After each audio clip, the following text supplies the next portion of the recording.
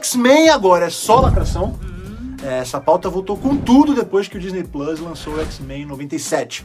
Pensa num bando de gente que acordou um dia descobrindo que pode fazer coisas incríveis como mudar o tempo ou ler as mentes. Agora imagina que ao invés de você virar influencer no TikTok ou uma celebridade por causa das suas habilidades, a galera fica com medo de você. É bem aí que os mutantes dos X-Men se encaixam, ou melhor, não encaixam de jeito nenhum. E os mutantes são basicamente a galera esquisita da escola que ninguém queria ser amigo, só que com superpoderes, o que pra mim não faz sentido algum, porque tudo que eu queria era amigos com superpoderes melhores do que fazer uma corote desaparecer no carnaval, entendeu? Esse superpoder eu adoraria ter. Mas ó, imagina ser um mutante com o poder de não ter a ressaca mortal dos 30 a mais que a gente, pô, semana passada.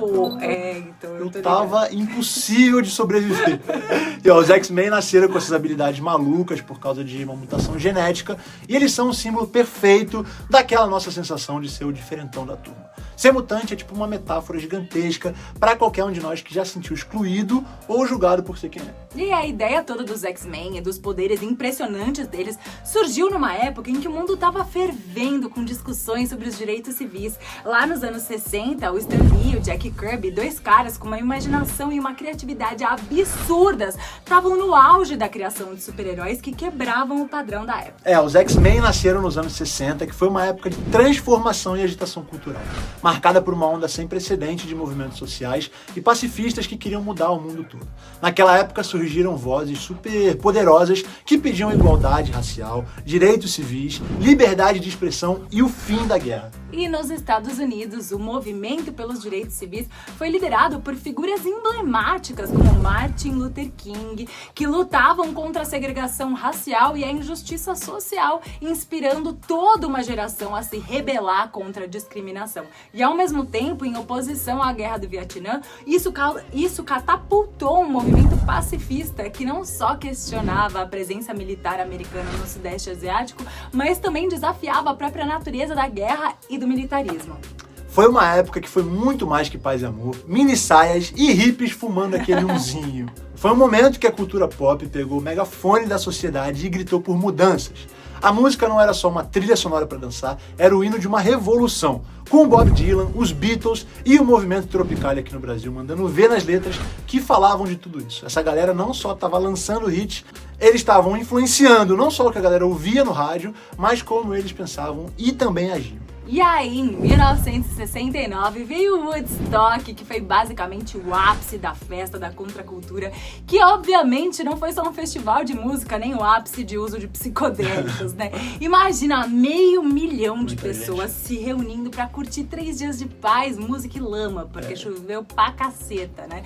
E Woodstock virou a página na história cultural, mostrando que a arte tinha o poder de unir todo tipo de gente. Até hoje, quando alguém fala de festival de música, a primeira coisa que vem à cabeça é essa vibe meio paz e amor e música. Verdade. Esse contexto dos anos 60 foi uma explosão de criatividade por todos os lados, mostrando que a cultura podia ser uma ferramenta poderosa para questionar, protestar e até sonhar com um mundo diferente. Ou pelo menos fazer a gente pensar um pouco diferente sobre ele. E aí o Stan Lee e o Jack Kirby, que já tinham lançado o Quarteto Fantástico, o Hulk e vários outros, queriam uma coisa nova, algo que realmente sacudisse o cenário da sociedade.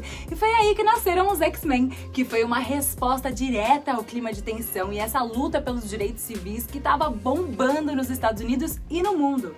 O Stan Lee era conhecido como o cara que não dormia no ponto quando o assunto era criar personagens com profundidade emocional e muita complexidade. Ele tinha um talento especial para refletir essas questões sociais nas histórias que ele criava, né? E ele via os quadrinhos não só como entretenimento, mas também como uma forma de comentário social, uma maneira de abordar temas difíceis de uma maneira muito mais acessível. E aí o Jack Kirby, que era o MVP das artes, ele dava vida àquelas visões do Stan Lee com um estilo dinâmico e expressivo que acabou virando um sinônimo do visual dos quadrinhos da Marvel, né? E juntos eles formaram uma dupla dinâmica e eram capazes de criar mundos e personagens que faziam com que todos os leitores de todas as idades se identificassem até hoje, né? É verdade, eles são uma unanimidade em todas as idades. E aí, quando eles criaram os X-Men, não queriam só criar mais super-heróis pro seu repertório, não. Eles queriam provocar uma reflexão. Os mutantes, que são seres nascidos com superpoderes em um mundo que todo mundo temia e odiava eles, eram uma metáfora perfeita para qualquer minoria buscando aceitação e igualdade. Os dois criaram os X-Men porque eles viram uma oportunidade para discutir racismo, preconceito e a luta por direitos civis de uma forma que crianças e adultos poderiam entender, e com a esperança de que todo mundo pudesse aprender com esses personagens. E o mais foda dos X-Men, e que deixa eles muito mais revolucionários, não é o fato de eles serem super-heróis com poderes legais também, né? É o fato de que eles eram diferentes, e essa diferença era tanto a força deles quanto a maldição deles, né? Essa dualidade era nova nos quadrinhos da época, que geralmente tinham heróis impecáveis, sem medos ou preconceitos contra eles, né? Nos X-Men a gente vê o tempo todo essa luta para ser aceito num mundo que te vê como ameaça. Mas no fundo o que essas histórias estão tentando dizer é, cara, nossas diferenças são o que fazem a gente ser especial. Isso é um verdadeiro lembrete de que lá no fim das contas todo mundo está tentando encontrar o seu lugar no mundo. E os próprios fundadores dos X-Men, o Professor X e o Magneto, foram inspirados em figuras históricas de movimentos de direitos civis, como Martin Luther King e o Malcolm X. Enquanto o Charles Xavier sonhava com uma coexistência pacífica entre humanos e mutantes, o Magneto, que foi muito marcado pelas cicatrizes do Holocausto, acreditava na superioridade dos mutantes como uma forma de proteção contra a opressão dos humanos. Essa dualidade ideológica reflete as tensões e os debates sobre a melhor forma de alcançar a igualdade e justiça para todos, né? Além disso, os X-Men sempre abraçaram a diversidade. Eles são um grupo global com membros de diferentes países, culturas, raças e orientações sexuais. Isso não era uma tentativa de lacrar, mas sim um esforço consciente para refletir o mundo real e mostrar que sim, todos somos diferentes, que tudo isso precisa ser celebrado e visto, mas que apesar das nossas diferenças, todos nós compartilhamos a mesma humanidade. E, por exemplo, a introdução de personagens como a Tempestade, uma das primeiras super-heroínas negras, e o Estrela Polar, um dos primeiros super-heróis abertamente gays, foram momentos significativos na história dos quadrinhos e que inspiraram muitas outras pessoas, mostrando a importância da representatividade, né? E esses personagens, eles não foram criados para seguir tendências, mas para desafiar normas e expandir a ideia do que significa ser um herói. Não, realmente é um filme, uma franquia muito importante. E ao longo dos anos, a história dos X-Men abordaram questões como AIDS, o genocídio e os direitos dos homossexuais, sempre com a intenção de promover a empatia e o entendimento. Em um dos arcos mais incríveis, Deus Ama, o Homem Mata, rola uma crítica direta ao fanatismo religioso e ao preconceito, mostrando como o medo e a ignorância podem levar à violência contra aqueles que são simplesmente diferentes. Lembra nos X-Men, quando tentaram inventar uma cura pra galera mutante? A cura mutante? Então, tem uma baita semelhança com aquela ideia totalmente surreal de cura gay, né? Que infelizmente ainda rola por aí. E no universo dos X-Men, especialmente no X-Men Confronto Final, surge essa parada de curar os mutantes como se ter superpoderes fosse algum tipo de doença. E essa história é uma crítica bem clara daquela mentalidade nada a ver de tentar arrumar alguém que simplesmente nasceu ou se identifica de um jeito diferente do que a sociedade espera. Os X-Men estão sempre ali, mostrando que ser único não é defeito nenhum, é seu superpoder mais foda. E isso cola demais com a luta LGBT. A saga dos X-Men manda o papo reto. Tentar mudar alguém, forçando a barra para encaixar em algum padrão, é jogar fora a verdadeira magia da diversidade. A real é que essa ideia de cura que rola nos filmes e a tal da cura gay na vida real são dois lados da mesma moeda furada, tentando apagar o brilho daquilo que faz cada um de nós ser tão especial.